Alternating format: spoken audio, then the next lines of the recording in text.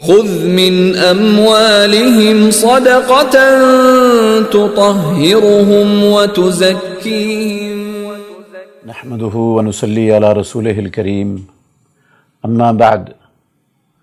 پچھلے کلپ میں ہم نے سونے چاندی اور نقدی کی زکوٰۃ کے حوالے سے کچھ تفاصیل سنی تھی۔ سونے اور چاندی کی ایک شکل تو ہوتی ہے بندے کے پاس، وہ ڈلی کی شکل میں ہو، دوسری شکل ہے زیورات کی شکل میں ہو، اور زیورات بھی دو قسم کے ہوتے ہیں۔ کچھ زیورات ہوتے ہیں جو استعمال کیے جا رہے ہوتے ہیں، اور کچھ زیورات ایسے ہوتے ہیں جو سنبھال کے رکھے ہوئے ہوتے ہیں، ان کو استعمال نہیں کیا جاتا۔ تو ان زیورات کے حوالے سے اسلام کا کیا حکم ہے، اہل علم کا، علماء کا، فقہاء کا اس میں اختلاف ہے۔ اس میں راجح اور سنت جس کی تائید کرتی ہے وہ قول یہ ہے کہ زیورات خواہ استعمال ہو رہے ہوں، خواہ ان کو سنبھال کے رکھا گیا ہو، ان پر بھی زکوٰۃ فرض ہے۔ میں دو تین موٹے موٹے دلائل صحیح سند کے ساتھ آپ کے سامنے پیش کرتا ہوں۔ عبداللہ بن شداد ابن الحاد رضی اللہ عنہ بیان فرماتے ہیں کہ ہم عائشہ ام المومنین رضی اللہ عنہ کے پاس حاضر ہوئے تو ام المومنین نے ہمیں بتایا کہ رسول اللہ صلی اللہ علیہ وسلم میرے پاس تشریف لائے۔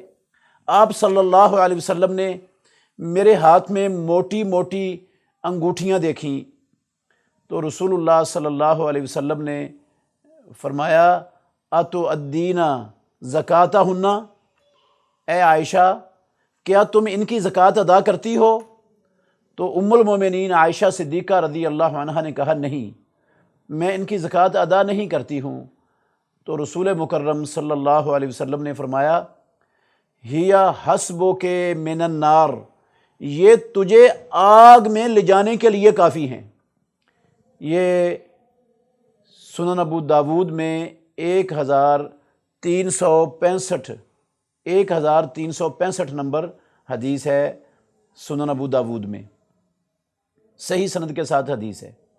تو یہ حدیث نص ہے صریح طور پر کہ وہ زیورات پہنے ہوئے تھے ہماری ماں عائشہ ام المومنین نے رضی اللہ عنہ، تو اللہ کے نبی نے ان کی زکوٰۃ کا سوال کیا کہ ان کی زکوٰۃ دیتی ہو؟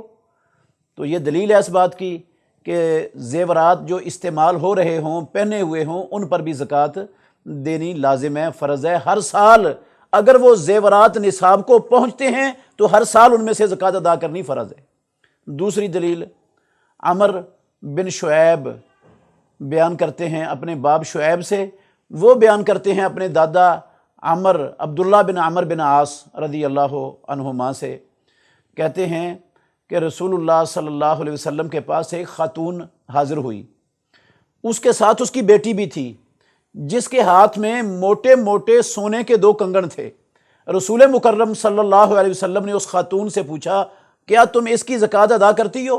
اس نے کہا نہیں۔ آپ نے فرمایا کیا تجھے یہ بات خوش کرتی ہے کہ تجھے اللہ رب العالمین ان 2 کنگنوں کے بدلے میں آگ کے کنگن پہنا دے؟ تو اس نے کہا نہیں۔ آپ صلی اللہ علیہ وسلم اس نے یہ لفظ سنے تو رسول اللہ صلی اللہ علیہ وسلم کو کہنے لگی، وہ کنگن اتار کر آپ کے سامنے ڈال دیے اور کہنے لگی ہما للہ و رسولہ، یہ دونوں کنگن اللہ اور اللہ کے رسول کے لیے وقف ہیں۔ یہ حدیث بھی نص ہے اس بات کی کہ رسول مکرم صلی اللہ علیہ وسلم نے اس خاتون کو جو زیورات استعمال ہو رہے تھے، اس کی بچی نے پہنے ہوئے تھے، سونے کے کنگن تھے، آپ نے ان کی زکوٰۃ کے متعلق سوال کیا۔ اگر زیورات جو استعمال ہو رہے ہوں ان پر زکوٰۃ نہ ہوتی تو رسول اللہ صلی اللہ علیہ وسلم کیوں سوال کرتے کہ تم ان کی زکوٰۃ دیتی ہو یا نہیں دیتی ہو؟ تو یہ سوال کرنا رسول مکرم صلی اللہ علیہ وسلم کا یہ دلیل ہے کہ زیورات چاہے پہنے ہوئے ہوں چاہے سنبھال کے رکھے ہوئے ہوں پیٹی کے اندر، ان پر زکوٰۃ فرض ہے اگر وہ نصاب کو پہنچتے ہیں، اور ہر سال ان میں سے زکوٰۃ دی جائے گی۔ اور قرآن مجید میں جو اللہ کا فرمان ہے والذین یکنزون الذھب والفضة ولا ينفقونها فی سبیل اللہ فبشرهم بعذاب علیم یوم یحمى علیہا فی نار جہنم فتقوا بها جباههم وجنوبهم وظهورهم هذا ما كنزتم لانفسكم فذوقوا ما كنتم تكنزون۔ یہ اللہ رب العالمین کا فرمان عام اور مطلق ہے۔ یہ سونے کو شامل ہے، چاہے وہ ڈلی کی شکل میں ہو چاہے وہ زیورات کی شکل میں ہو۔ یہ شامل ہے ان زیورات کو بھی جو استعمال ہو رہے ہوں اور ان زیورات کو جو سنبھال کے رکھے ہوئے ہوں، استعمال نہ ہو رہے ہوں۔ ہر قسم کا سونا اور ہر قسم کی چاندی جو اس کا خزانہ بناتے ہیں، ان کے لیے اللہ رب العالمین نے یہ عذاب کی وعید سنائی ہے اس آیت میں۔ تو یہ اس آیت کا عموم اور اس کا مطلق ہونا یہ بھی دلیل ہے، اور اس عموم اور اطلاق کو مقید کرنے والی کوئی صحیح حدیث کے ذخیرے میں موجود نہیں ہے۔ تو اس لیے میری مسلمان بہنوں کو غور کرنا چاہیے اس بات پر کہ جو زیورات ان کے پاس ہیں، استعمال والے ہیں چاہے استعمال والے نہیں ہیں، پہنے جاتے ہیں یا استعمال نہیں کیے جاتے، ان کا جو اصل سونا اور اصل چاندی ہے نا، کھوٹ نکال کر وہ اگر نصاب کو پہنچتا ہے تو باقی سونے کے ساتھ ان پر بھی زکوٰۃ فرض ہے۔